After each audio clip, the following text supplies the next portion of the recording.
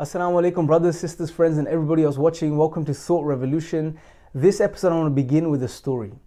Upon an occasion, a man came to the Prophet Muhammad, peace be upon him, with a piece of bone, and he was crumbling the bone in his hand and he was scattering the bone into the air.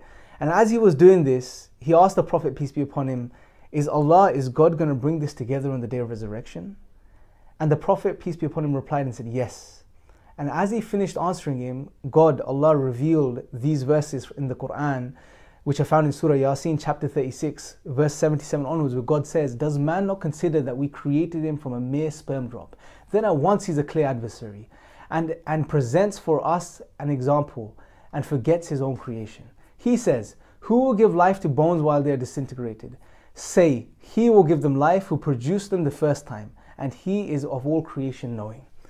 Now, these verses are very powerful, brothers, sisters, and friends, right? And the reason I mention these is because we find ourselves in a very similar situation today. Just like that man, we're constantly challenging God. We're constantly attacking God. We're constantly saying, why is this here? Why is this good? Why is this bad? This is wrong. Why should I pray? Why should I do this? Why should I fast? And so on and so forth. Even Muslims, we do this, right?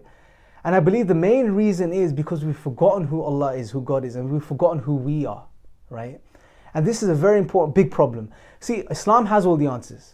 We can give answers to every single question someone has to ask, right? Every single sincere question, honest question, logical, rational question that someone has to ask.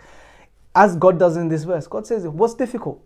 If God can create you from nothing the first time around, what's so difficult about Him creating you again the next time from dust, from bones, right? If God is all powerful, He could easily do that if He could do it the first time around, right? But the point isn't giving the answers. There's something very deep about these verses, and the verse in particular that we're going to address is the psychology of human beings. Is that mindset of human beings, that we think we know best. You know, we think we are in the position to challenge God. For example, in chapter 16, verse 4 of the Quran, God says, خَلَقَ الْإِنسَانَ مِن نُطْفَةٍ فَإِذَا هُوَ خَصِيمٌ مُبِينٌ. That God created man from a drop of semen, as God points out in these verses in Surah Yasin. God created man from a drop of despised fluid, a dirty liquid. If that liquid was to get onto your clothes, brothers and sisters, you would want to rub it off, you want to wash it off, maybe wash your clothes, yeah? This is the reality. We come from something very insignificant and dirty. And then we go into something very insignificant and dirty. The earth, dirt, 6 foot under. When we die, we'll be buried, right? So our existence is sandwiched between these two dirty realities, right? The drop of sperm, the drop of semen, and the drop or the dirty earth, mud, dust, dirt, right? This is our reality. And God is reminding us that He created us from this drop of fluid. And almost instantly, this creation stands in front of God, challenging God. Becomes an adversary, arguing with God over silly things, right? If you rewind the tape back 30, 40, 50, 60 years, you are nothing more than a drop of fluid. Really think about this reality. But now we're here, we're rational, we can think, we can reflect, we can fend for ourselves, you know, we can take care of ourselves. Obviously, God gives us the power to do so. But we weren't always like this. Yet somehow we've deluded ourselves into thinking we know best. That we can challenge the one that took us from that state of non-existence, brought us into existence, then took care of us and continues to take care of us, and that now we can challenge Him and attack Him?